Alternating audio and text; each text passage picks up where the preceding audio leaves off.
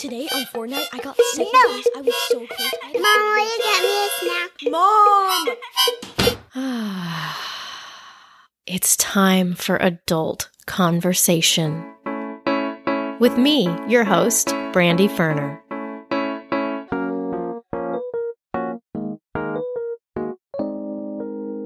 Hello, Adult Conversation podcast listeners. I have a lot of feelings about today's episode in which I interview my very own husband, Matt. I wanted to give him a platform to share his point of view, even if it was different from mine, and where our conversation ends up going surprised me, but also didn't. My normally private husband transforms into an open book before my very eyes as he shares what it's like to survive childhood trauma, and how it's affected every part of his life going forward, from his relationship with me to fatherhood. And we have numerous aha moments together about things like our differing personalities and parenting strategies, and what is at the root of our specific parenting tensions. We actually learned a lot about each other by doing this. Matt also speaks to how he feels about being married to someone who openly talks about and writes a book about gender inequality in parenting, dad privilege, and marriage after kids, and where his sensitivities about that are and are not. He also has some words of wisdom for other dads and gives us his firsthand take on some of the inner workings and pitfalls of fatherhood. He gives us intel. This episode makes me feel the most vulnerable out of any episode because this is a really intimate look at how Matt and I communicate and how we talk about tricky subjects. But it's real, it's us, and we cover a lot of important things that we think couples should be talking about. I also want to mention that we mostly focus on heterosexual marriage and relationships here, since that's what we're in, but that's obviously not the only kind out there. So have a peek into our windows and our marriage, and one of Matt's most humiliating moments while wearing our son in a Baby Bjorn in today's very special episode. But before you do, my book is out, Adult Conversation, a novel. I'm loving hearing your feedback, reading the awesome reviews, and basically just knowing that this thing I started writing years ago was finally birthed into the world. Side note, if you read it and liked it, an easy way to help me is to leave an Amazon review. Bezos has us authors by the balls. Ugh. On to the show.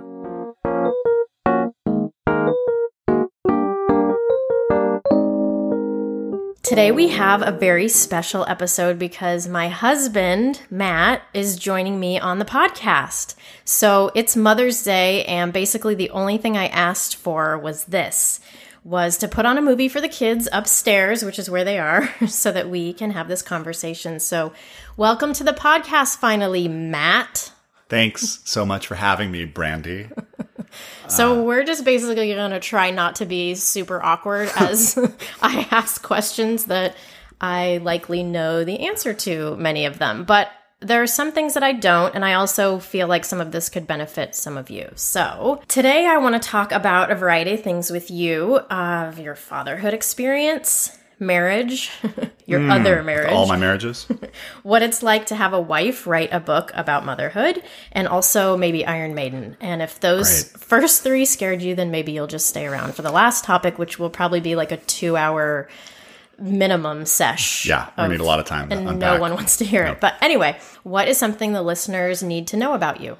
I think it's probably that I have a dad with severe mental illness that I grew up with. Because I feel like that experience shapes so much of my past and present, and so many of the things that I'm interested in or have done with my life, choices I've made, have so much has been informed by that trauma, that experience, all of that stuff. So I think that's probably it.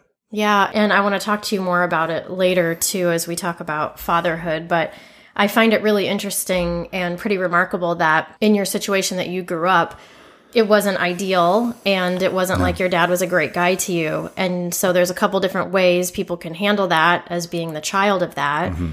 And you have chosen the path of seeing him with this compassion and wanting to help other people in his situation rather than being just full angry about it and feeling like you got robbed, which is also part of it. But I just think it's like a really beautiful thing to take that and be like, I want other people to have an opportunity to have support that my dad didn't have. Like, that's pretty remarkable. And I know you're going to try to like talk it away and, and pretend that it's not, but just take that. Yeah. Okay.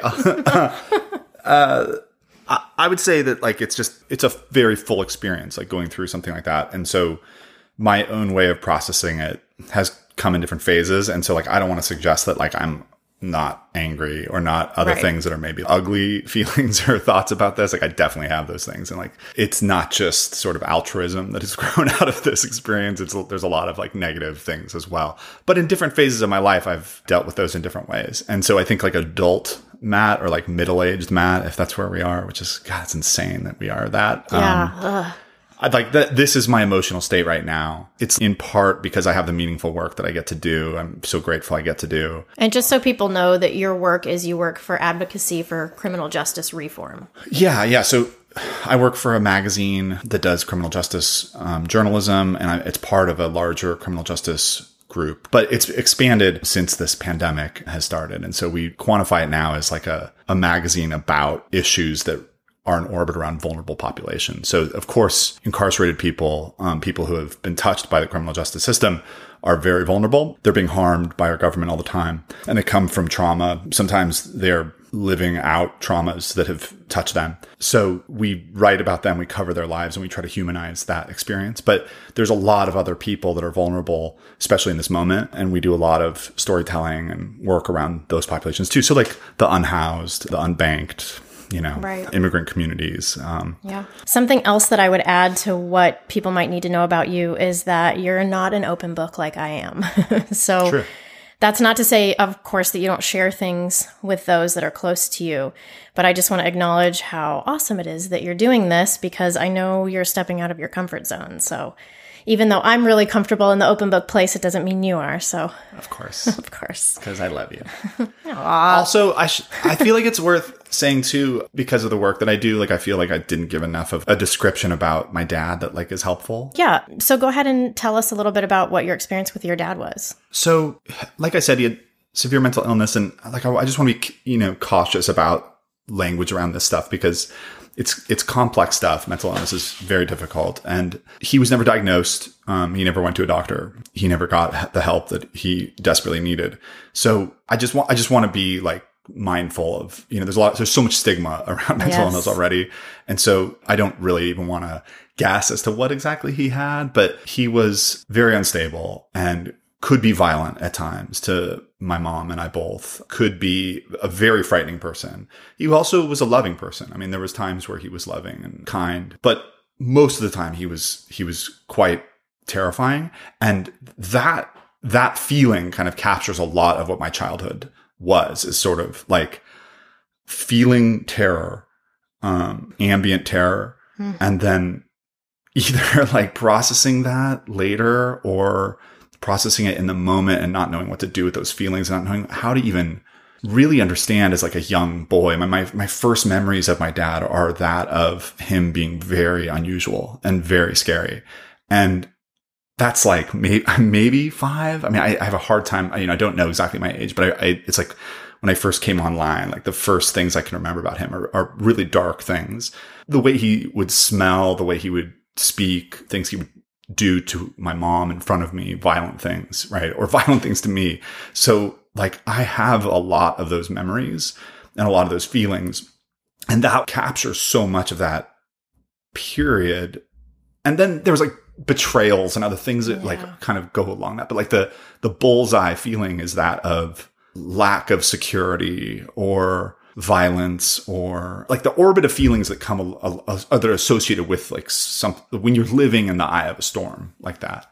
Yeah. So that those are very formative feelings, and to start my life or like develop a worldview from that place is so different. And so it opened up new pathways for me. It also, I think, laid waste to other ones, but that's why I feel like it's so formative. Yeah. And when we met in college. So we've been together for over 20 years. Mm-hmm. But I remember us talking about your dad and it was like almost like a joke. Yeah, I think it was like, oh, my dad's crazy and it's kind of funny. And, totally. We would laugh about some of the stuff that he did. Or that was sort of the idea that I remember thinking before I knew, you can't have that and not have baggage. Of course. But there was such a long time that I remember thinking like, wow, it's amazing that Matt had this dad and yet he has like no trauma from it, right? Yeah, of course. I feel like we were both sort of in that mentality of it. But what you're saying is like, there has been this knowing that you had that like, no, there's something deeper here. Yeah. And like humor has been a big part of my processing. Right. Which is why I married you. Yeah. And I still have that. Right. And I think in college, it was a big part of like how I worked through these weird feelings, and like finding my own identity, finding myself and finding what I even think about this experience. Like I didn't really have I never went to therapy myself until more recently. And I did not have the vocabulary necessarily to understand what it was that had happened to me, or even the understanding of like what was happening to me in the wake of it. Like what a sort of genesis within something so chaotic, what that does to a person. Like I didn't really understand that. I'd always had a lot of interest in it, and I'd read a lot myself, of course, and studied a lot of this stuff, like just sort of as an armchair interest, but I did not have like a professional guiding me or helping me. So like, for me, a lot of it was just kind of like dealing with tough feelings and a lot of anger. I mean, I had a lot of anger about the whole situation for a long, long time.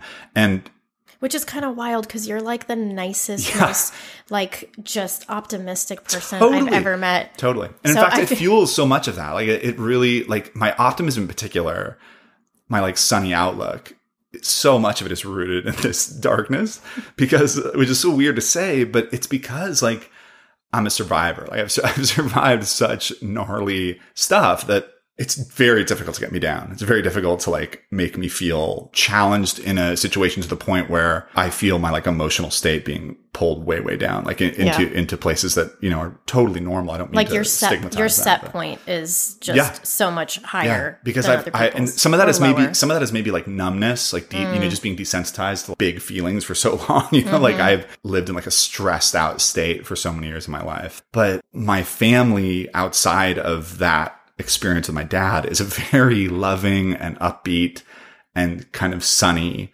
optimistic family. My grandma, my mom. So that, like, in some ways, like it was very well balanced by their worldviews. This makes so much sense. I mean, I knew it before, but just hearing you say this again is like, and this is why you love heavy metal so much. Yeah. Like or just the darkest music and art. Yeah, but like so dark. Like the stuff that our kids are like, Daddy, will you turn that off? Because it sounds like death. Yeah, it is. Yeah. I mean, I was talking to our son, him, about this. I think I know. Yeah, you guys have met earlier.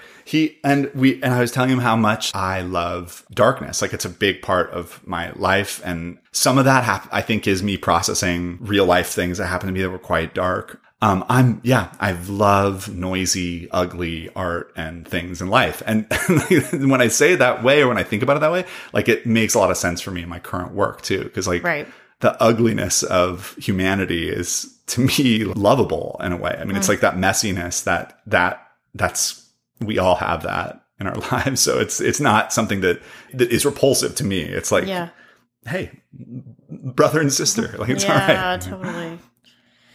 So then how does this play into, and I know some of the answers to this, but not everything. Like I'm learning new things here too. So then how did this play into you becoming a father? You had your own obvious baggage around fatherhood. So how did that baggage either hinder you or actually help you?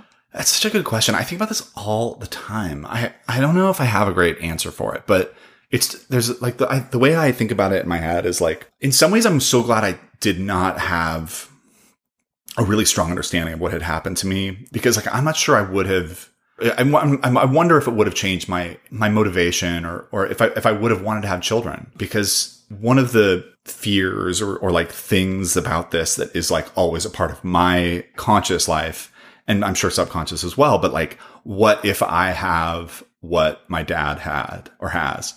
And what if like it's just a combination of factors that I haven't quite hit yet, and I could go off the rails? Like I would joke about this even as growing up. Like I would have like a kind of series of like one-liners about this kind of thing in my life, like where I would tell people just in case I snap, like, like just as a teasing. I may have heard that. Yeah. before. Yeah. But it's a real thing though. It's like, actually, it's a joke and I would joke about it, but like, it's a real thing that like I truly am concerned about. And I really was deeply concerned about when we first had our son.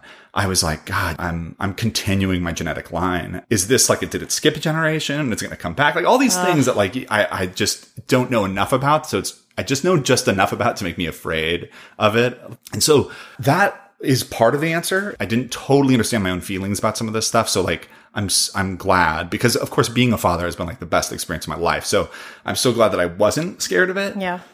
And I don't know if I would have been, but I feel like I could have been, or had a more conscious protective theory about why you and I, when we decided we wanted to have children, like maybe I shouldn't be a part of that experience, So, which like, I don't know what that would have looked like, but, I just like worry about my DNA, like I worry about my genetic material. And so, that's a part of the answer, but I'm so obviously so happy we did it, because being a father has been such a wonderful experience for me personally, just so animating and so energizing and formative. But one of the things that is peculiar or specific about this experience is like, I've never fully understood what like an adult male looks like. And so especially like a father, the last experience I had with my dad, like we stopped living with my dad when I was like 8 or 9. And so I never, I of course had adult men in my life.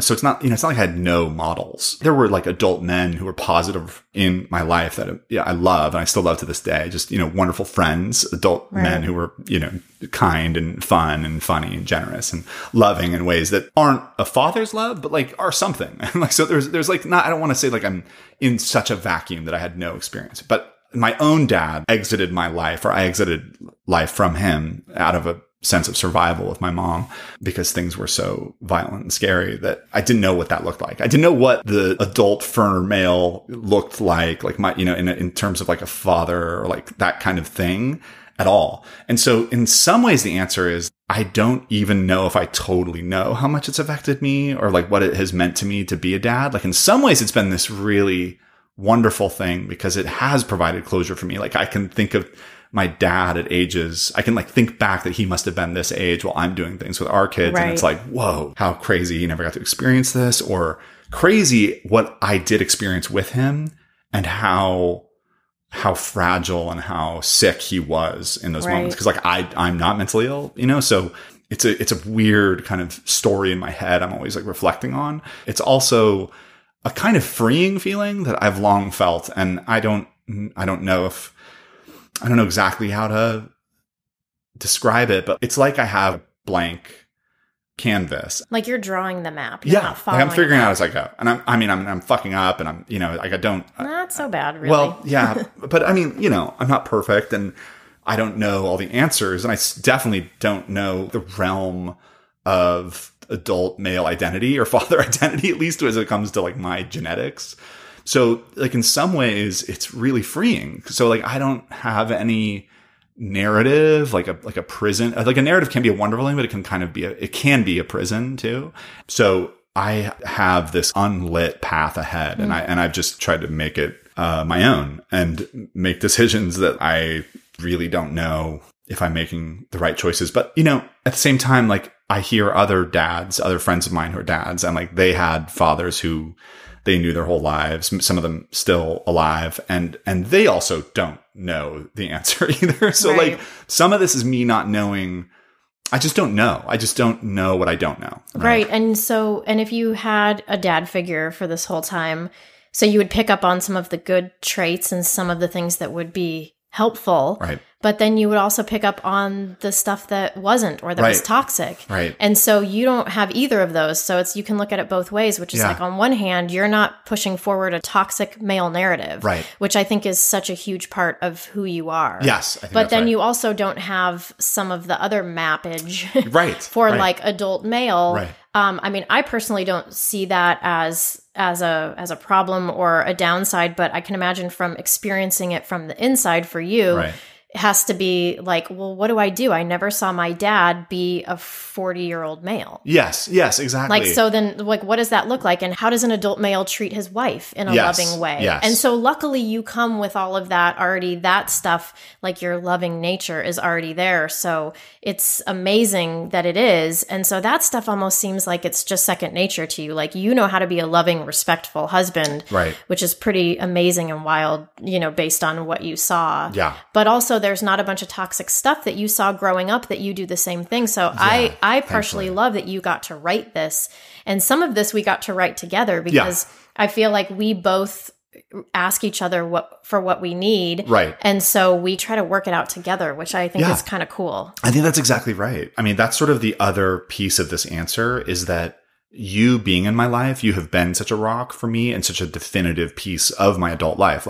When our life began, when we started dating, like, you mean at the toga party that we hooked up at Sigma Nu in 1996 on April 18th? Yes. Okay. I do. That's exactly what I mean. Our friendship even before that, right? Yes. It was so, like, your presence in my life was such a important factor in all of this that it's hard for me to sort of disaggregate that from this answer as well. And then our own kids, I can't either. Right. And I can't separate that influence either. All of those experiences are informing what I am as a man and as a father. And yes, there's this sort of raw material that I come from. And a lot of that has to do with my mom and my grandma, like, being raised by two women, I think enormously shaped my worldview.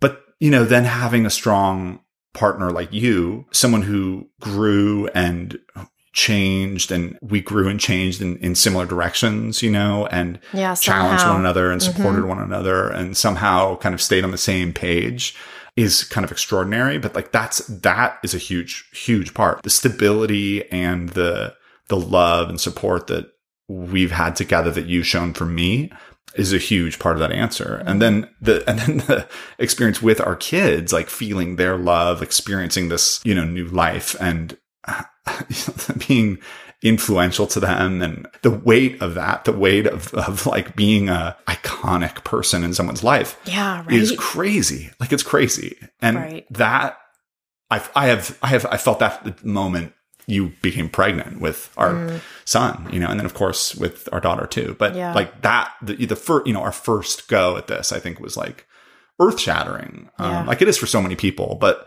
for me and with some little extra layers on it too. For sure. What do you feel like was or is your biggest challenge in fatherhood? Or do you even have any? Because it seems like it comes so natural to you. I mean, I don't know. I think it's hard, like anybody else. Like specifically for your personality. What do I struggle with the most with fatherhood? See, I feel like the fact that you have to even think about this. I just feel so lucky to be a father. So like, whatever the struggles are, it's like, that's that initial trauma thing. It's like, the problems that they bring to us and the challenges that we face together as a family, like, feel so small compared to the challenges I've faced as a person in my life. I'd say the hardest part, though, like in some ways, is seeing them hurt or sick in a way that feels like potentially debilitating. I think of our daughter's heart issue that came up when she was very young. I don't think I've ever talked about that on here because it was kind of so fleeting. Yeah, so fleeting, right. But yes. And in retrospect, it was not a big deal because it didn't turn into a big deal. But even though I think about it all the time when she's laying on me and I hear her heartbeat. I know. I think about it every time I feel her heartbeat. So we're both carrying this trauma around. Yeah. Great. It was so scary. Basically, what happened is we went to a doctor's appointment that was totally routine. And the doctor was like, I think she has a heart murmur. You should go see a cardiologist to make sure it's not something worse. Right. And that was right when we had moved. There was so much going on. And so we had to take her to the cardiologist. She was one. She wouldn't sit still. You had to pin her down. I couldn't even watch. It was a big deal. And it was, and I mean, many listeners out there have been through this and even so more. Much worse. Yeah, so but much it's harder. that moment where am I about to get news that's going to change my the life? Trajectory of our lives. Yeah. But luckily, it was like a heart murmur and she'll grow out of it. But it's yet, not a big deal. We always think about it. Right. Yeah. So like that piece, it was hard for me to let myself fully feel the weight of what that could be. Also, you being in the hospital with our daughter before she was born. It was a very difficult time too. And I think it was just the emotional weight of, there was like a possibility while the percentages were lower than they were, the good ones were higher than the bad ones. Mm-hmm. But you both or one of you could have not made it out of that pregnancy. And so that feeling and you being in isolation for as long as you were, and me and our son doing it on our own. Those are hard times, but like, I'm not sure I'm answering your question. Like, I'm not sure like that's fatherhood. I mean, that is fatherhood, but like, it sounds like the day-to-day stuff doesn't bog you down. Yeah, day-to-day stuff doesn't bother me. Right. But like the bigger stuff, the heavy stuff does. Right. And that's totally... Those are the challenges. That's totally an okay answer. Yeah. I mean, that makes sense. And maybe that's kind of some of the other stuff I want to talk to you about, which is the difference maybe it's just for us, but between motherhood and fatherhood is like some of the day-to-day stuff that a lot of moms talk about being so hard. Right. That's maybe because of the setup that we have, that I'm the main caretaker for most of the time. Yeah. But, not to say that those bigger things aren't like super hard. Yeah. Because they absolutely are. It's like some of the things that I know can be struggles for any parent, and understandably so, bring me a ton of joy, and like, I know that can be a source of like annoyance, but like, it's because like, I'm so grateful for the opportunity to get to do some of this stuff, even when it's obnoxious and kids being kids. It's like a chance to experience them, and maybe it's me experiencing childhood again or something. I don't know. Like it's a really interesting interplay that I don't know if I totally understand, but I get so much joy out of them, even when they're just asking for snacks or wanting me going to remind talk their toys. I'm going to remind you of this next time you're losing your mind. Yeah. Oh, I don't mean, I get just as frustrated, and I'm impatient. It's just not as frequent as me. Yeah. So I feel like the listeners are getting a good look inside of, and I've talked about it on here before, but it's like when you're co-parenting with somebody who loves 99% of it, how to not feel like the broken one. Right. No, it's totally, like, and I've told you this before, which is like parenting with you is amazing. Right. Because you're so good at it and you like it, but then also like I'm always the one that's annoyed. No, I know. And you're always like, this is fun. And so we all have our dynamics, but that's definitely... it's so annoying. I so understand. Sometimes I'm annoyed. Yeah, sometimes I'm annoyed. It's super annoying. But it's beautiful. It's like, I mean, I would rather you be dark and twisty like me, and then we're both sort of like, I'm so grateful when I hear you down here playing with the kids when I'm like, I can't handle this. Right. I do say to myself, I'm so grateful that he can go do that because I can't. And I think you and I have always been a good balance for each other. I think I was going to say too. And we switch off. So I think there's times when you're at the end of your rope and somehow I'm not. Like the few moments where you break down with the kids, I'm like secretly in the background like, this is everything. Like, yes. And then sometimes I have all this energy and patience. Yeah. And I'm like, oh, this is what it must feel like for him most of the time. Right, totally. It's hard. It's like, why in so many weird ways as an adult, I'm so grateful for the experience that I had as a kid. It was super scary, and like, I would not wish it upon anyone, but the adversity of it has driven me into some really, I think, interesting places as an adult. I have a strong feeling that like, I'm very fortunate to be alive. And so that survivor mentality shapes so much of the way I feel every day, that when things are really hard, I'm always drawing from that other perspective that is like, I'm not sure I ever pictured myself actually being this old ever, and like, wow. So that's part of that like adult male, the lack of like a clear picture of that for me is not just like not having a dad, but I didn't even know I would live this long, So like, wow. So there are like little things about life that I guess bring me more joy ultimately sometimes, even if they're annoying, because I feel like, wow, I'm so glad I get to experience this at all. Well, and maybe even though those things are annoying, they're nowhere near what you had when you were growing up, the things you were dealing with. Because like for me, for example, I had some moments in my childhood that were not ideal. We all do. But I will say, I think part of my problem and why motherhood feels so overwhelming. I mean, aside from the systemic stuff that I talk about, that's real. That's real, yeah. And it's still also real with us. Like none of that, it's like I don't get a pass on that. Like all of that is still true here too. But I mean, I do feel like my life was so easy-ish up until having kids that, like, for me, I'm almost like the opposite, the opposite of a survivor, which is like, no, shit's supposed to be easy and people are supposed to do what you say, because I didn't really have huge obstacles. I mean, I had a couple things, but it's all, I would argue it's relative, Brandy. I don't know. I don't think people's pain and the challenges of their lives are relative to the experiences they have. There's no sense in comparing like what you went through. But like you have this survivor mentality of like, I'm just lucky to be here, and I'm like, why isn't this easier? Right, yeah, so sure. That's, but like, I'm not sure. Like it's so extreme. Like I'm not sure that in moments of crisis there's benefit. But like life shouldn't always be a crisis, right? Yeah. And like, but then what I'm learning is it shouldn't always be easy either. Sure. Because when you grow up and everything feels easy-ish, and you don't really have any struggles in big ways, then when you grow up and things do get a little bit hard, it's like, oh, this feels way harder. I feel like maybe I feel it more, and maybe not, because I mean, I did have some things growing up, but I mean, it's partially like two things. I think this is where with you and I with parenting where we differ, because I think we're on the same page for so much of it. But like, I think you come from a place of, because of your background, you want to make sure that our kids never feel any of what you felt, which is of course right and beautiful. And of course that makes sense. And then I almost feel like, because of where I came from, I want our kids to feel some of that so they don't grow up just thinking life is easy. So I kind of feel like we parent, even though, like I said, we're on the same page, there are certain ways that we do things differently, which maybe in the end it will even itself out because they will have both experiences. But like, I'm trying to give them not trauma, but I'm trying to give them obstacles and things to work against because I don't know that I had those, but you're trying to pull all of those away. That's so true. That's so Which true. is like, I feel like in a sense feels... Maybe it's a good tension. Maybe there's like maybe that's a healthy tension. I don't know. But Maybe I think it is like annoying. But I'm sure it's frustrating for each of us.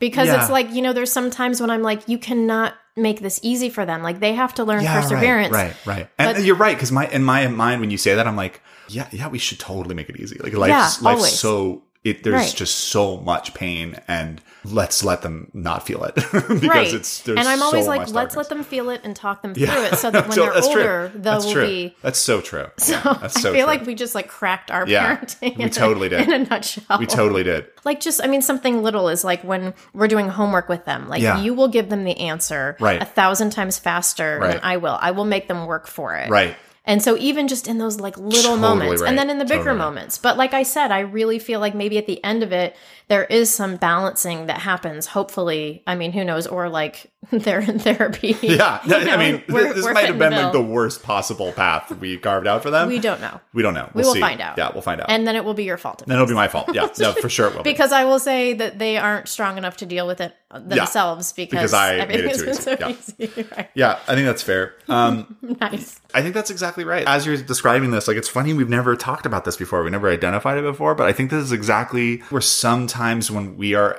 at loggerheads about a particular thing around parenting, it's the source of the tension. It is. Because like, I am like, let's lay with them to go to sleep until they're teenagers. Because we could die tonight. Exactly. Like, that's and then it. I'm like, I'm going to drive my van into the ocean. In fact, like, that's a perfect example. Bedtime routine. Yeah. I so cherish it, as you know. Whatever they want to do, I'm there for.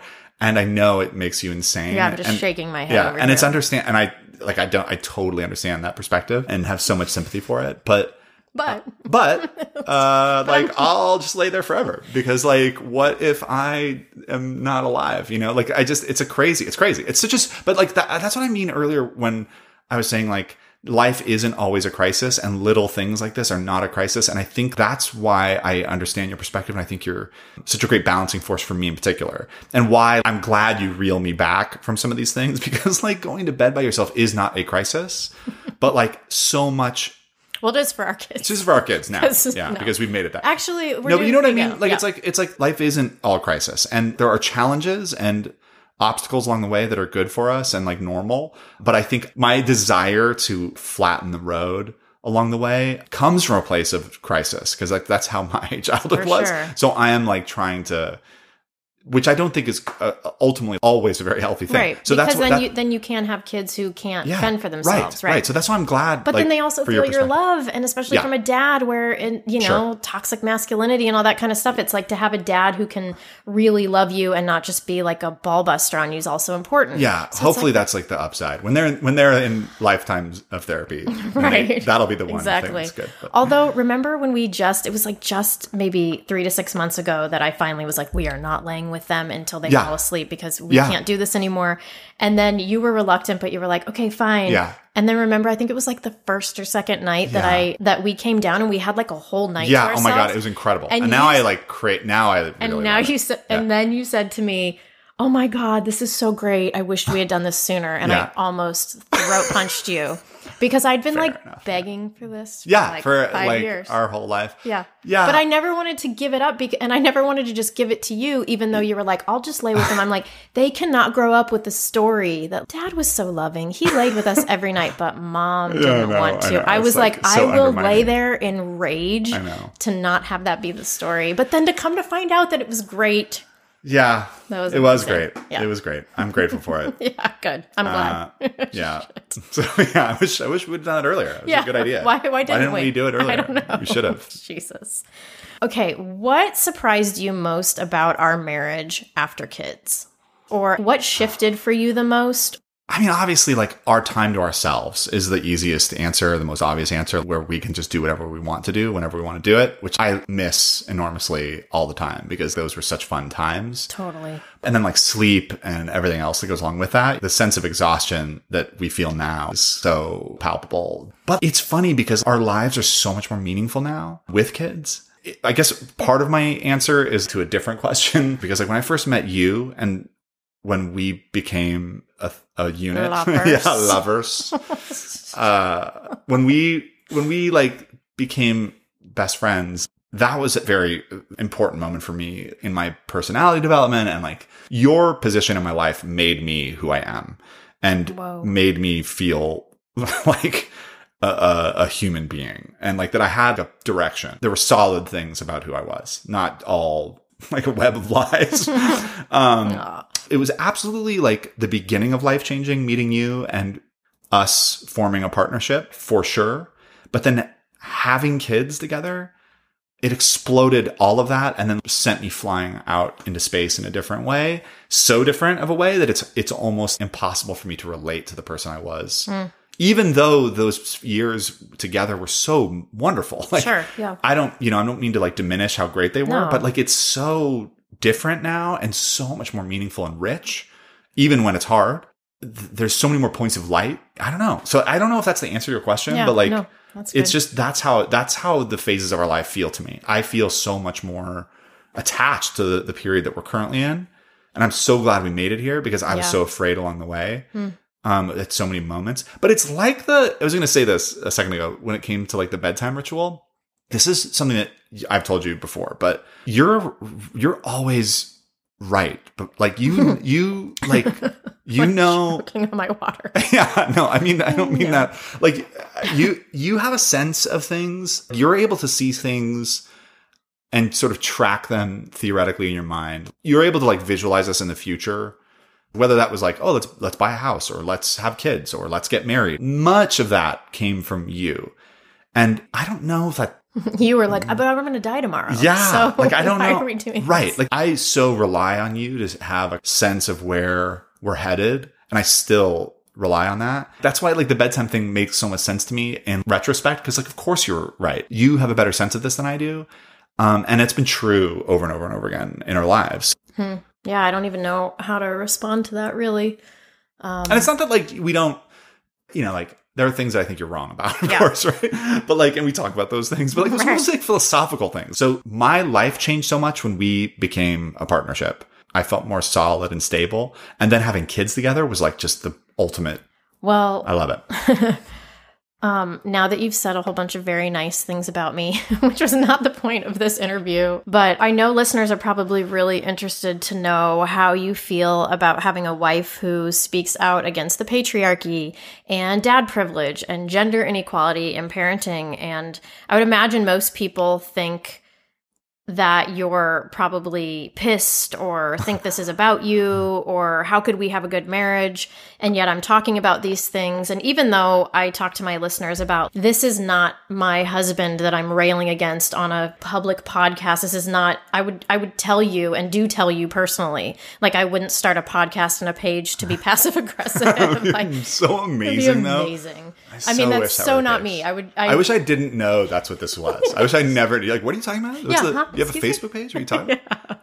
I'm sorry. But I'm curious, and I know listeners are curious, like, how is that having me do this work, and how do you handle, being in a group of people that I'm sometimes coming after for what I would say are valid reasons, but that you're a part of it, and maybe people misunderstanding that you're a part of that when you're not, and it's not a personal thing. Yeah. So what are your thoughts on any of that? Oh, man. I mean, like, I appreciate you even asking me this. I feel like it's really nice to be able to share this perspective with you, but this is so I feel like my perspective is so second to your perspective here, but like, I'm happy. That's why I'm the host. Yeah. And you're the host. I'm happy to share my thoughts, but yes. like, okay. We want to hear them. I love it. I mean, I love it. It's incredible seeing you find yourself and your voice in this work, because it's always been who you have been. You've always had this energy, and maybe you didn't quite have all the vocabulary together yet, or the theory totally developed, but you were like exploring theories around this stuff our whole life together. So, and are you talking about specifically like saying the thing that people don't say? Oh, or are you saying like about parenting specifically? All of the above. Okay. Like, maybe it presented itself as you saying things, you being dead honest and being willing to be honest and courageous in spaces where people don't have that courage, or willing to use your privilege or use your agency to help talk about or raise an issue. You've always been that person. Yeah. Raise an issue that is something that more people should be thinking about, but like aren't thinking about it. So like, some of this is just very much who you are and always have been, but it's like little spikes along the way. And then this work, I feel like, unifies so much. It's like a universal theory of all the things you've been doing in the past. So it's so exciting to see you do all this stuff. I love it. And I love you railing against the patriarchy and dad privilege and all of the issues in orbit around this, because we need so much help in this space. I mean, I've always appreciated too that you and you've said this to me before, that like, you're not going to take this stuff personally. Yes. And stop the bigger, the bigger help that's going to happen for people, because you're getting feelings hurt, because like I just said, directly that I would tell you if there was something with us, like throughout all of this process of me writing this book and this work, you and I have always been good. Yeah. And we have moments just like other couples of not being good, or of me having to say something to you, or you even being annoyed at something that I'm saying or whatever. But it's like, this doesn't come, gosh, I feel like maybe I've wanted to say this and I haven't said this, is like, all of these experiences and my book and everything, it doesn't come from a place of brokenness and hurt. Right. It actually comes from a place of like us working really well strength. together, but like having to grow into that. Yeah. Like, I feel like the character in the book that I resemble, that is like a version of me 5 years ago. Yeah, that's true. That I'm so different from now. And then I also, and I mentioned this on a couple Facebook posts about the husband character, the Aaron character, which is, I took parts of you because it was easier to write that way, but it was parts that I found the most interesting, like the fact that you love Noam Chomsky, but also love The Bachelor, and even some of the stuff about how, the Aaron character obviously is raised by his mom and grandma. Like, there's direct lines. Yeah. But then the other stuff, there's so much of that never happened between us. Right. That's a collective from all the moms I've ever known, and all the clients in birth work I've seen, and all the friends I've talked to. It's like this collective every husband experience. And so I just want to say, I just appreciate that you are egoless enough or nuanced or smart enough to get that, and not just be like, dude, why are you writing a book that's like about dads? Like, I'm a dad, but you're saying like dads aren't good. You're not a Neanderthal, even though I'm like 90% Neanderthal. But like, you're not. You are the Neanderthal. I like legitimately am. You are the Neanderthal. I like 23andMe was like, there's literally no one else who is more Neanderthal than you. Anyway, to make this public. But I appreciate that you're sensitive to it and step out of the way enough to allow this to happen. This is a fight we're both in together. You you trying to raise awareness around the plight of women and of moms everywhere is good for all of us. That's what it's I'm good for saying, dads. everyone. It's good for moms. This isn't like a women's fight that is about men and men can't be a part of it or just are a part of it only that we're targeted by it. Of course we are. And of course patriarchy is us. I'm part of that. I benefit from it. But your work is freeing all of us because patriarchy is a thing that should be shattered because it does harm to every single one of us, not just men and women. It keeps men in a prison and it also keeps women in a prison. Like it's a ideology that is toxic and deserves to be crushed. And your work doing that is righteous. And so I support all work that is seeking to reduce harm in this world, right? Like that's a big part of my work that earns us a living. It's a big part of my ideology as I look at the world. Reducing harm and oppression is the most righteous work. So I could not be more proud and more excited and more thrilled that you have found yourself in this fight because it's such an important fight. Am I sensitive? I don't want to come off like I'm some sort of saint either, because I do get, of course, we've talked about, like I've gotten sensitive about posts you make on Facebook where I'm directly referenced and even when you're not even using me as a bad example, because I'm not as public as you are about this sort of stuff, right. It makes me uncomfortable. And you've been very generous about that to like work around those things with me and be helpful and hear me on those things. I learned, because there were a couple times that I posted something that hurt your feelings and then it was like, I really had to think like, okay, I feel like I should be able to share my story. And I think moms, especially, we don't share our story because we don't want to hurt our kids. Yeah. And then we don't want to embarrass our husbands and we don't want to seem like we're not good moms. So there's all these reasons to not speak. Well, and that's why I was so sensitive about even bringing it up to you. Like when we had that conversation, I was like, I don't want to take your voice away from you. Like there's a fine line. And that's what I've had to learn, where that fine line is. That like at the end of the day, I'm in this fight, but I'm also in this marriage. And that's the thing that it's like, it's trying to juggle those two things. And I feel like I've done a better job of it lately, but it's definitely something that I had to learn and I'm still going to be learning. Even with publishing this book, even though it's a novel and so much of it is fictionalized, there's still a certain amount of, how much intimacy do I share? Because I know people are going to think that some things are real and some aren't, and some are, Yeah. And like that piece, the fictional piece, I've never struggled with. Whatever source material that is real that you're basing your fiction off of. I think I'm so comfortable with it because like I've been an artist too. And like I understand you draw from your own experiences to color the work and make it more real and make that more evocative and more have real emotion. So that has never, ever bothered me. It's the only times I've ever felt sensitive is like when you're being real on your Facebook page and you're talking about very real, important things. And like, I'm folded into it. And sometimes it's great. Other times it just made me sensitive. And then we've had to talk about that, but you've been very open and understanding about those feelings. And I feel like I have tried to also understand what you're doing more too, and not see it like, cause the thing is like the thing about you that has always been true in our marriage and in our friendship is like you said earlier, like you're going to always speak your truth. You're not going to hold back. And so our communication in our marriage has always been very, very open, and really I think is like the foundation of why our marriage works and has worked so long is that we're both very, very open with each other and honest. And you're going to be honest with me, even if I don't like it or I disagree, whatever it is, like you're going to bring it to me. It's never going to be like a passive aggressive thing on Facebook. Right. You're never going to find out on Facebook that something. But even then I realized some stuff I'm still uncomfortable with just making it public. And it's not, I don't know if that's fair. But it's just I'm not necessarily suggesting like I'm right. I just mean it's still, sometimes that makes me uncomfortable. You just said I was right about everything. Yeah. So therefore I'm wrong. So therefore that's right. No, but that's the thing, is trying to figure out different personalities and the balance. And I can't even give you an example of one of those anymore. Like that's how little this.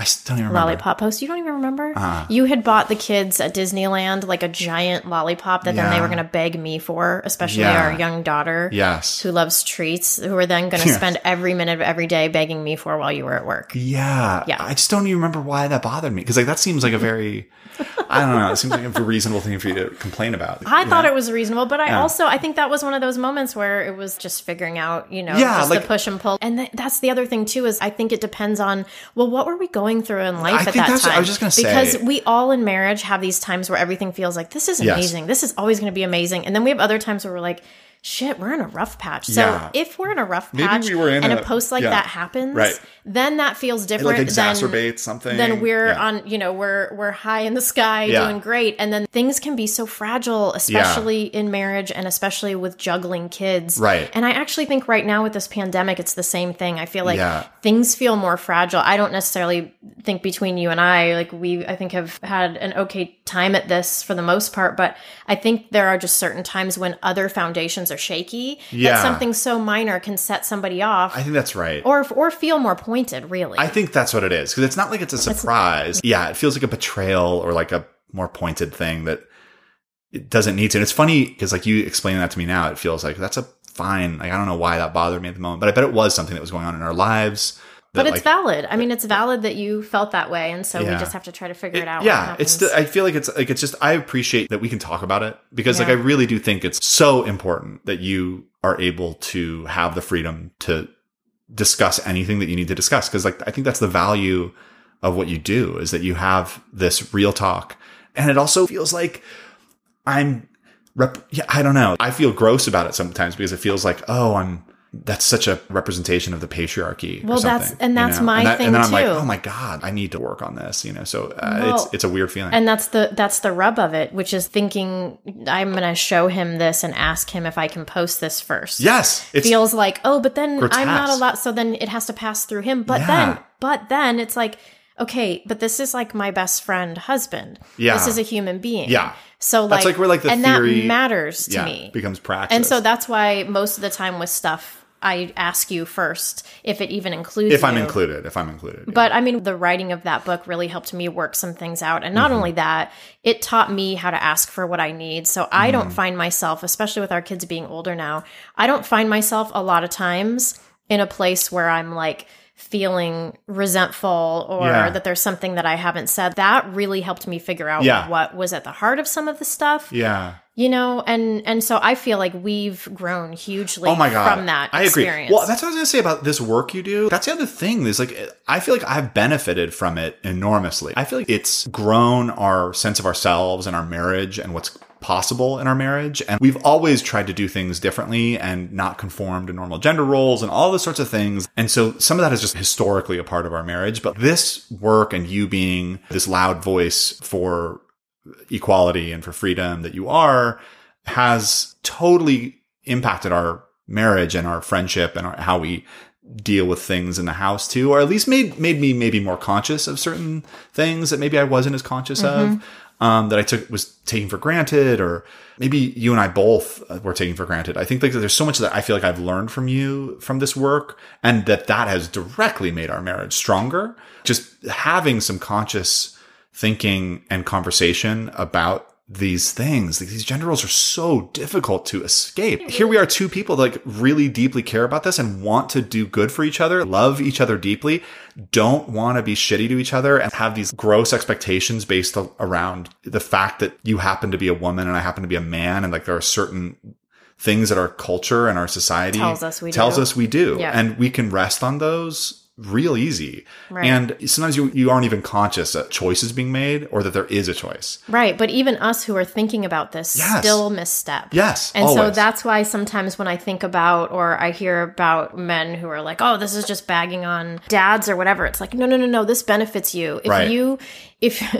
If you don't want your wife to be truly happy and real with you, then that's fucked up. Right. So you should want we're friends. This. Let's say we talk about my male friends. I wouldn't want them to feel resentment for me for relying on them to do certain things for me, or treating them like some sort of subhuman or a subclass. That's what a lot of this stuff forces us to do as husband and wife. Like, the gender roles are so pervasive, and you're so tired. It's a default. Just go into it's a default. Yeah. And that's scary. How seemingly wired we are for some of that stuff. And I know, and it's not. We're being taught this. It's being screamed at us by our culture and our politics our whole lives. So we have to have some like softness for each other. Totally. But it's that's really why it's hard. like it's almost nobody's fault. It's like, I agree. If we're conditioned one way, you guys are conditioned another way. And so that's what happens. Right. So then it's like we have to deprogram each other in a way. Yeah. Well, this is the other thing that I really love about this work, Randy, or that I love seeing you do it. And I feel like it has been resonant for me, is your work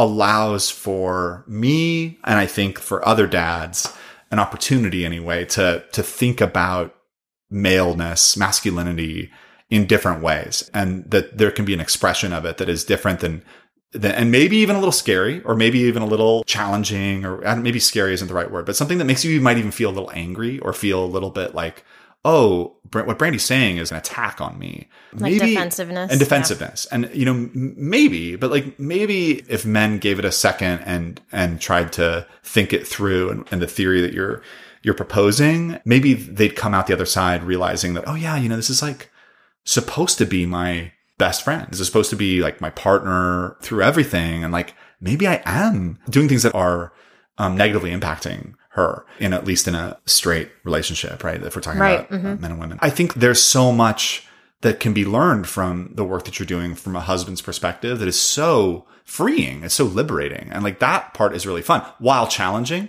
and also embarrassing, right? Like it's like there are things that you and I have discovered in our marriage that I realize I'm doing, or roles that stereotypes that we are falling into. It's embarrassing. It feels gross when you realize like, oh my God, I'm just like at least for me anyway, like I am proud of who I am and the way I think about masculinity and being a male and the way I try to behave in the world. But it's hard, even when you are proud, even when you're sort of rewarded, when you have a partner like you who expects more out of a person, but also champions it, and you can feel really positive about it. It's still really embarrassing when you realize like, oh my God, I'm just like a stereotype, or I'm just doing things that are like hurtful to a person that I love and I don't want to hurt them. What am I doing?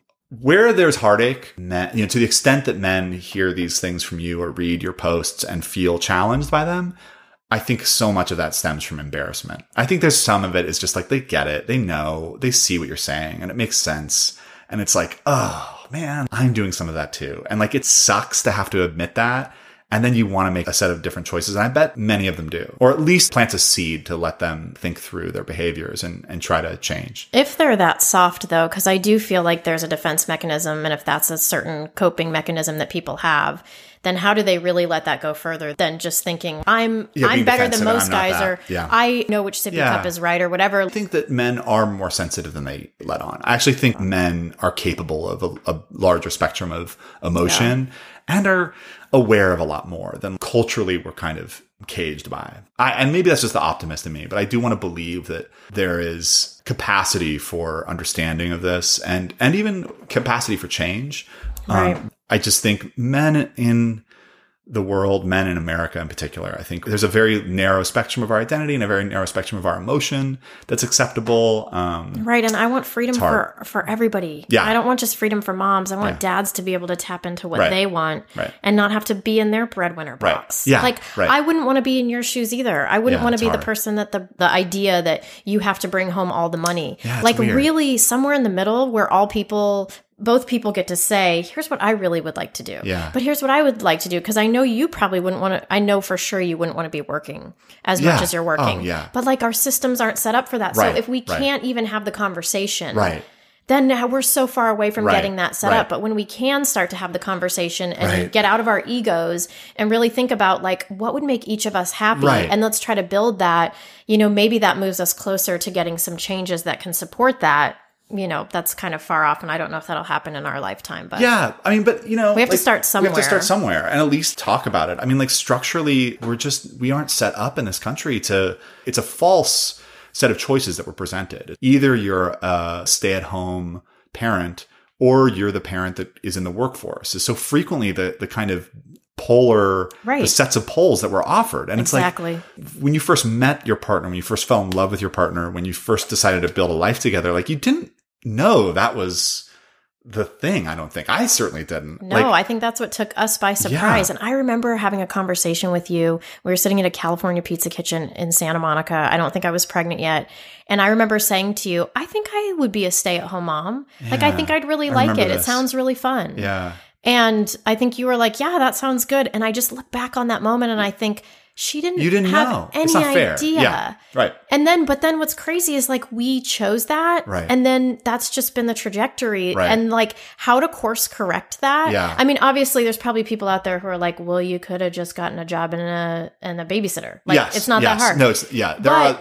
So there's like things that could, and there's so much behind like why that didn't happen and the cost of it and all those different things. But how is it that we're not having more educated conversations before we have kids? And I'm hoping my book will do this for people who haven't had kids yet. Right. So that with their partner or spouse, that they have the conversation. It's like, what do you want to do?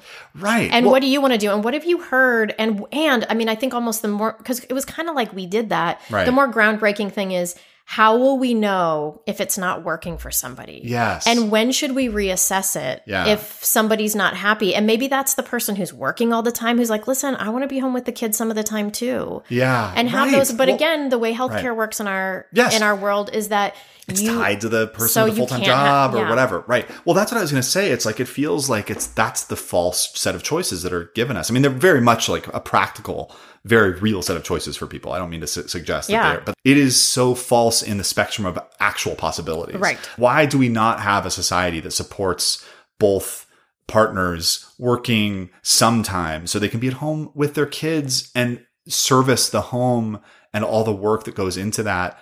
Equally. I've read the articles about people who have decided to do this thing where they each do part-time, and they've said, but the thing that we know is that we'll never have huge financial security. Right. So that's what you give up, but then you gain. Yeah. But it's like, why do we have a society where we've got all these overwhelmed mothers and we've got all these overworked dads? Right. And then the only meeting in the middle is like, throw away all of the security for your children and family. Exactly. And deal with it. Like that's exactly. insane. So we've got two sides that want what the other has. Right. Yes. And we are creative enough. We could make this work, but we don't. And I think part of it is just life is so fast paced and you barely have time to even breathe. So so that's kind of where I feel like the moms like me who maybe want something different, it's like, we're so exhausted. Oh yeah. So to even find people to rally around or to get change is like nearly impossible. It's absolutely I mean, the whole thing is too much to take on. And then there's also the like, I shouldn't be having to fight for this while I'm also fighting for all these other basic rights and sleep and all of these sorts of things. It's a lot. Some of this conversation I feel like is a result of like the enormous privilege that we do have. We are in a class that allows us, and a race that allows us to have some space in order to talk about some of this stuff in a serious way. Like imagine if you're a single mother or father and you're working 3 or 4 jobs, or imagine you're in a relationship where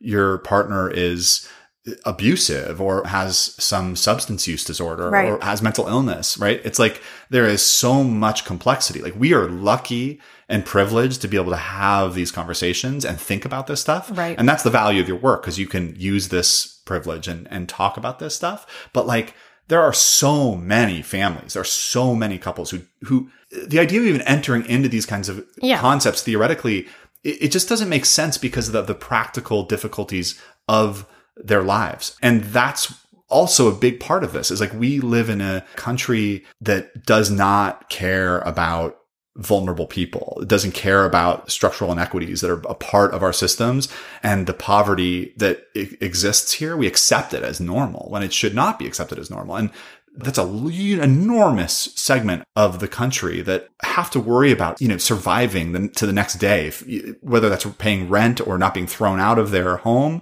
or if they are lucky enough to have a home, which is a lot of people right now. It's a lot of people right now, especially. Who so it's like this conversation is so difficult to have because I think there are so many vulnerable families who are scared. Even families that are fortunate enough to have some means and have a solid and stable income, it is scary to think about abandoning that because we all value security. Naturally, as humans, we want security. We want that feeling of safety and dignity that comes with work and with a big salary and maybe a high value title. And, like those are normal things. It's understandable why people don't want to give those up.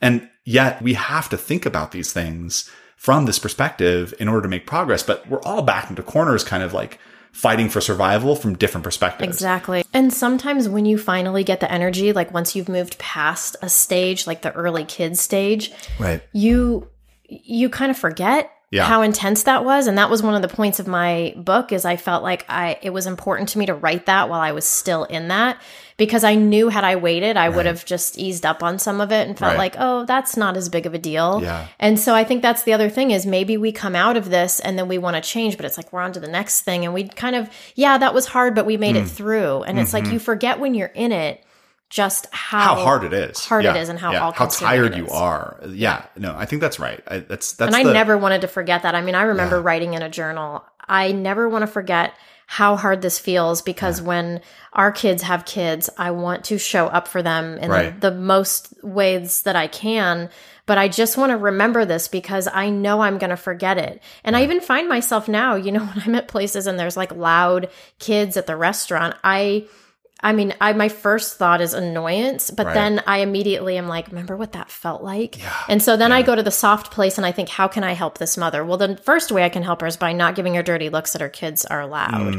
Right. But then me, I go into like, well, do I have something in my purse I could offer her kid that's crying? Could I go over and tell her she's doing a great job? Like I'm immediately caretaking. Yeah. But I do notice that my first reaction is the reaction of all those other moms when I was a new mom who were older, who were done with it, who were just kind of annoyed by it. Yeah. And so it's like, I never wanted to forget what it felt like to be in that, because you do feel like you're a little bit abandoned by anybody who's not going through it. I totally agree with that. I also think there are deep wounds from these periods that we're talking about, these very early parts of childhood and parenthood, when you're just operating on fumes, if you even have that, and choices are being made and you're tired and you're resentful and don't know up from down sometimes. And it can be so hard for partners to figure out their role in those moments, because there are things that are done during those early moments that I feel like can create deep wounds between couples. And I know we have worked through a lot of those things,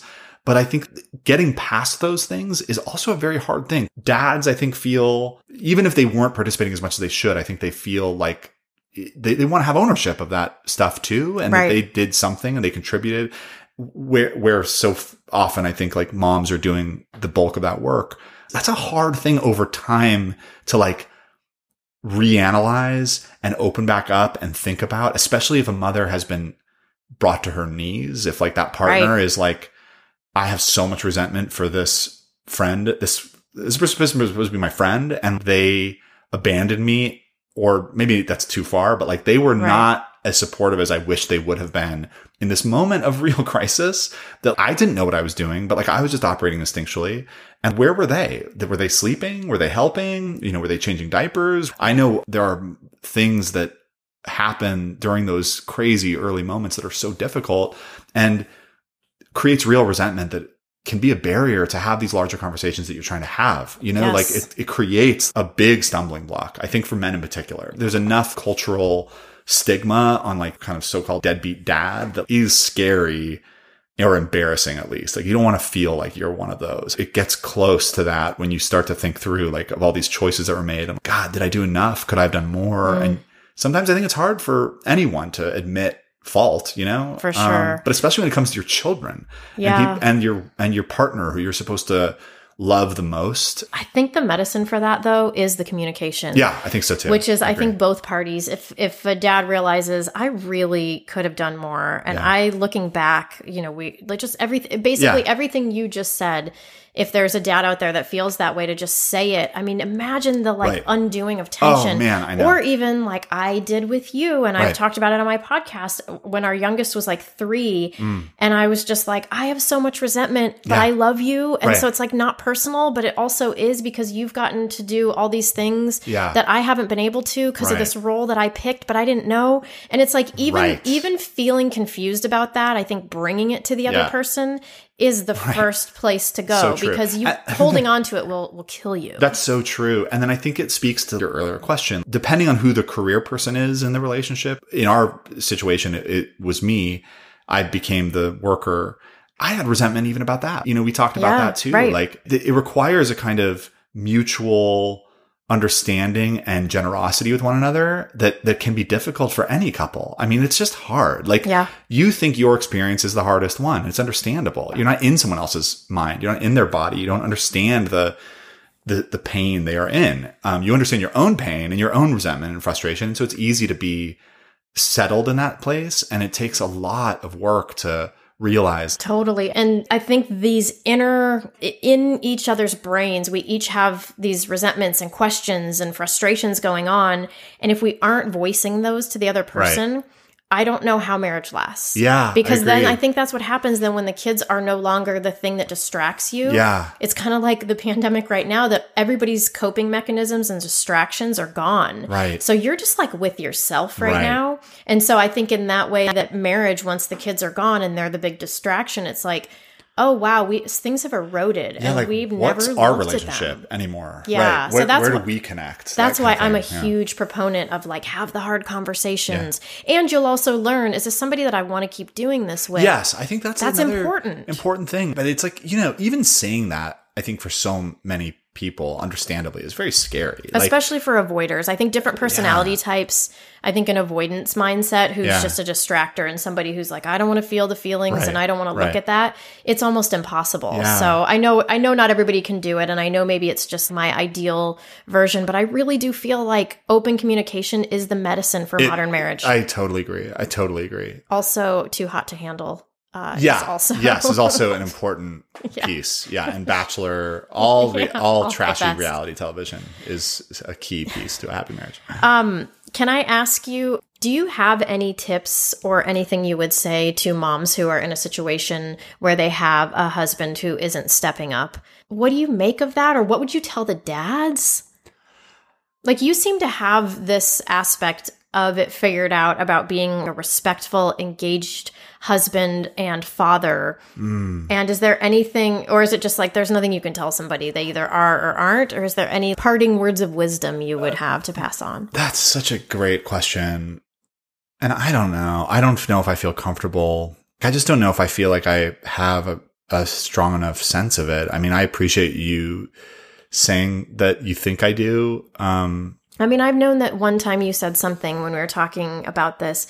You said something like, I think I said, like, how do you know to be this way? And you're like, you're my best friend. Why wouldn't I treat you respectfully and equally? Right. I mean, I love you and care about you and want you to be happy and want you to have time to yourself and creative exploration of the things you want to do in your life beyond the really beautiful life that you participate in with us together. Like, you have other things that you want to do and you do, and you should be able to do those. That's an easy thing to figure out for me because you're my friend and I don't want you to be suffering. If things get to a point where you're doing too much of the work of our home, I feel badly, not because I feel like I should do more for some abstract reason, which I can also feel badly about that too. But I feel directly badly because you shouldn't have to do all that work. That's not your job. This home is ours and the work of it is ours, shared, and it should be more equal. And I would feel uncomfortable giving, like, especially I think any mother or wife or a woman advice. I mean, I think it's not my place to do that. But for dads, I think it's like remembering that this person you're married to is your friend. Like, as simple as that. I know everything that you're just saying, I'm just kind of like smiling inside and also a little pained inside because I feel like it's so simple. It is. And yet I feel like there are plenty of husbands out there who don't have that sort of goodwill take on their wife. And so I don't know. It's like it breaks me. It's like it's beautiful and then it breaks me a little bit. And then I wonder, well, how do couples get back to that place? Right. And if that place never existed, then that's maybe a larger. But then how do couples get back there? And I think we've talked about some of the ways, obviously communication, but I think getting back to that place is important. Yeah, remembering why you fell in love with that person in the first place. Like, you might love them for different reasons now. I certainly love you for many more reasons than when we first fell in love, when we first started dating, first became friends, all of that. Skateboarding together to Taco Bell. Yeah. In Boulder, Colorado.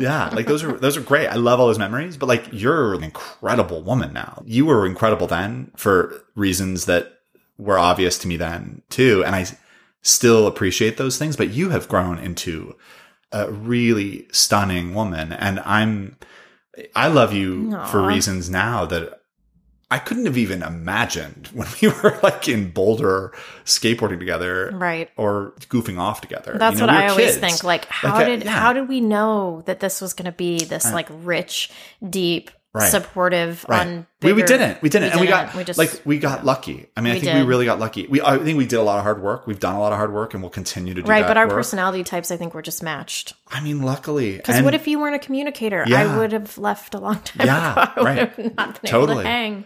Right. I mean, it's just, I think it's a roll of the dice. I mean, it's so hard to know the answers to these things. But that early moment when we met each other and we're just weirdos together, like, that's great. And like, that's what I remember. Like when you're feeling tired, when I see you're tired, when I see you're exhausted, I know why.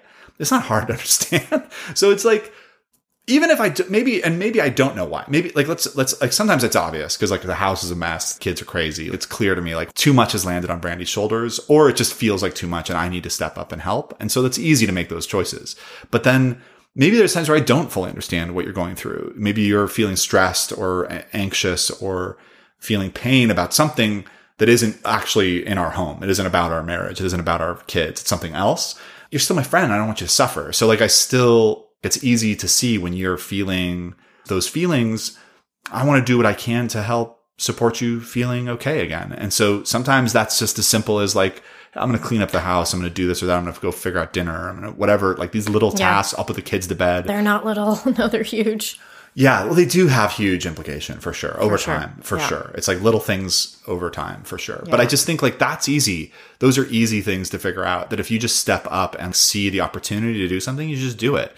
Because somebody's got to do it. And if you're not doing it, your partner's doing it. That's like, exactly right. There's just and that's how we feel is when it's not being done. Yeah. Is we feel like, well, they know that we'll do it. Right. And so it feels, it feels like aggressive to not have your spouse do something. Yeah. Which I think dads don't totally get. I think they just think like, oh, not all of them, of course, but they can think, oh, I'm just clueless or I didn't see it. But it's like, your wife feels that that's an aggressive move on your part. That's a disrespect of her. Right.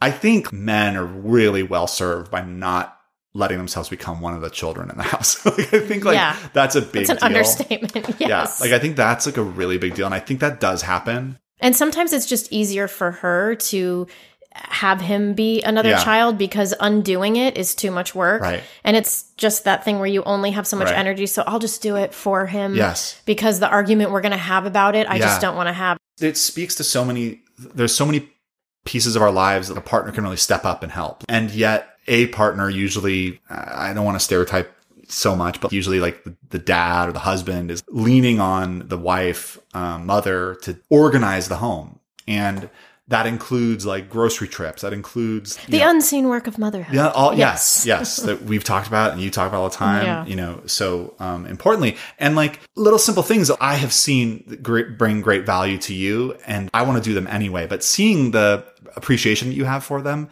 is another real strong animating force in my life. Like when I see that, like, oh wow, this little instinctual thing that I did really brought a lot of joy to Brandy, or she mentioned and complimented me for doing something that made her feel less stressed, or like took a task off of your plate. If I'm at the store and I pick up something, if I make my own list for the store, if I do things that, that sort of thing is silly and dumb in some ways as those are, like that does so much. And I think husbands would be really well served by taking on those sorts of tasks, recognizing that there's something lacking in the home, or that there's a mess, or that there's disorder. And instead of just looking at it and being like shrugging it off or being resentful that it's there and not doing anything about it, you just do something about it. And that does so much for your partnership. That's the other answer. Communication and noticing and doing. Just observation and like being an active participant.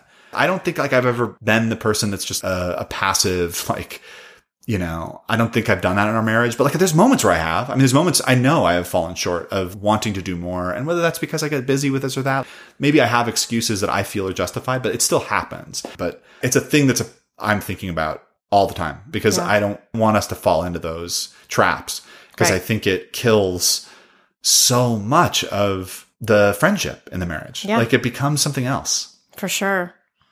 Man, I feel like this is exactly how this would go with you and me. I feel like we could talk for hours about all this stuff. Totally. I mean, forever. We should just have a joint podcast where we do nasty R&B. Yeah. What do you call it when you Covers? Covers. Yeah. Yeah. That's we would great. start with Remix to Ignition. Yeah, that's the right one. Okay. In closing, can we please talk about the time you shit your pants while you were wearing our son? Yes. Okay. So, man, that was a rough morning. Wait, can I just tell the part where I entered and then we'll go back? Yeah, if you because the visual of that was so confusing. Yeah, sure. So our son was like an infant and they were on a walk, which is something that they did together often. And then all of a sudden I'm like having the yummy alone time where I'm alone in my home for like an hour and it's so good. And all of a sudden I hear the door open and I hear, Brandy, come down here quick.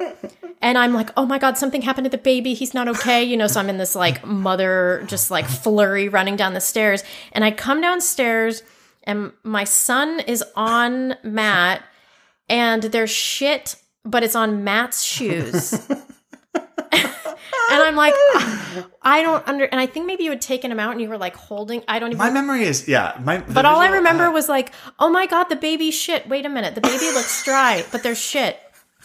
So let's start. Yeah. Oh my God. Yeah. That's a great And setup. you have to give the short version. Yeah. Okay. Well, so like, I was in a habit of taking our young son on these morning walks, so you could sleep. And I would get up really early because he'd get up really early. We'd come downstairs and we'd both have a big breakfast. So I have this big breakfast, he'd eat, and then that was good for him to take a nap, right? And so I would squeeze him. At the time, we were using that Baby Bjorn thing, and I would like strap myself into it and strap him into it. And then we would walk, like I am a big runner and walker, and like I love going for long distance kinds of journeys like this. And so we would go outside and cruise around. And one morning, I don't know, I ate too much or something. Like it was like a bad set of choices that led up to this. And so I'm out and we have walked like 7 miles. Like I've been gone for like hours. Like it is a long journey and it was too long. And I should have turned back. Like I knew I was pushing it. And I'm like a mile from our house when I start to feel like, oh my God, something's terribly wrong. Like this is not good. And I don't know what to do. My son's asleep in that Bjorn. His head is conked out, but I can't like run because like his head is moving around. But if I run, like, is it going to make it worse? Yeah, you're going to grease the wheels on that one. And so I'm like in a full panic. I'm like a full sweat panic now because I'm like, oh my God, I'm going to have to find an alley. What do I do? There's no public restrooms anywhere. We live in the city at the time. And the fact that you're wearing a kid is just there was nothing. There was nowhere to go. No restaurants were open. The parks didn't have bathrooms. Like I was just like, this is going to happen. Like I'm just going to have to let this happen. I just like accept this happening. And I get within sight of our home and I'm like in a full sprint now. I'm like holding our son's head to my chest because I'm running so quickly and it's already happening. And I am dying. And I know this is now like a permanent memory. This is now a memory I've made with all of us. And I burst into the house and that's why I scream up to you. And my memory is that I like, because of the way the Bjorn worked or the thing, my memory is that he was on the ground. I thought I had like taken him off and like laid him on the bathroom floor. Maybe not. You might have. I thought he was down there. All I still remember asleep. is I assumed that was babies. Yes. Baby shit. Well, understandably, as you should. And as you should. It was like that moment of it's like, and then you're so defeated, just like, oh. It was the most humiliating moment. Yeah, a great memory. So thank you. Wonderful moment. Thank you. Thank you for that. Sure. I also want to give you a chance to name your top Iron Maiden album. And I know this might take like 4 hours, so just like, let's not overthink it. Let's just. I think it's got to be. I mean, I shouldn't have even asked you this. This is such a complex. I regret asking you this. I'm going to say Seventh Son of a Seventh Son. Okay, look at that. You did it. it. Thank you for coming here to your own home downstairs. Yeah. Thanks for welcoming me to our home that we've been trapped in for seriously. 3 months. I know it was a huge trek for you. Yes, it was. But seriously, I've wanted to have you on the podcast forever, and we just haven't really had the time, so I thought Mother's Day would be a perfect way to make you do it. But I'm also so grateful that you were so open to saying yes to doing it, but then that you came here and really like shared some intimate details, sometimes like almost too intimate for me, which is weird. I'm like, oh my God, are people going to listen to this and be like, oh, wow, I don't feel like I should be listening to these two talk. So thank you for possibly being one of the most intimate. Oh, yes. Nice. And there we have it. That's now it's turned into something seedy and Well, thank you. that's true.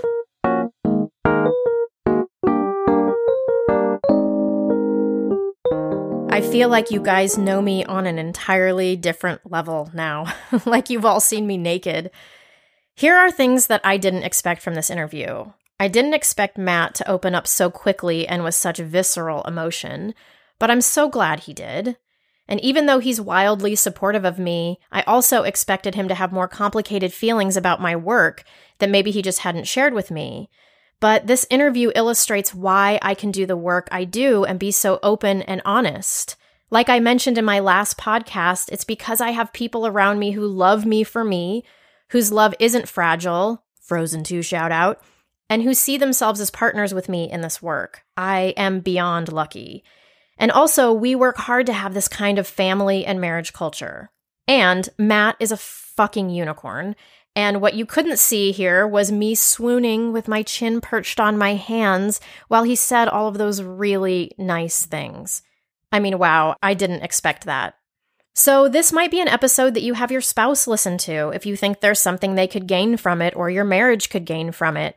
I think Matt does a great job of validating the fatherhood experience, especially with a childhood that had those kind of experiences, while also calling bullshit on problematic behavior, and while also modeling what it's like to be an emotional and passionate man in a society that doesn't really allow those things. So I hope you're all hanging in there on day 50 bajillion of constant human contact.